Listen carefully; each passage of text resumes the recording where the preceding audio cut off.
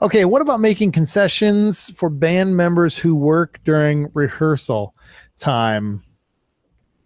Okay, yeah, so that's a good question. I've dealt with that. I was coaching a church once, and this leader was like, I think I'm gonna have to ask this guitar player to step down. I really don't want to. And I'm like, well, tell me about it. He's like, well, he works. He travels all during the week. He's only home on Saturday and Sunday because of his sales type job. But he goes, he shows up on Sunday. He's prepared. He's listening to the music. I'm like, don't cut him.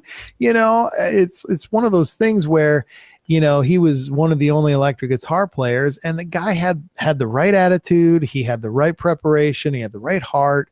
And so in that case, yeah, you keep him.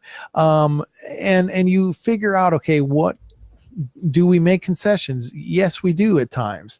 And you've kind of figure out what your guidelines are there. You can't, you want to kind of have a hard line for some things. Like we say, you have to be at rehearsal in order to play on Sunday. And that's our hard line, but we make some concessions here and there, and we do have a compromise here and there for circumstances. And so you want to think about that. Now, where you don't want to do it is just someone who, they're always busy, they're always doing something. And for a while, I had this young bass player that would incredible bass player, and he would routinely just, I am too busy. I got something going on. I got this going on. And finally, when we made the rule, like, you can't play, and I told him the first week, I'm like, okay, well, we won't have you play this week then. And then we didn't have a bass player, and it was so hard. It was like, he's just sitting there. He could jump up on stage and play, but I had to stick to my guns.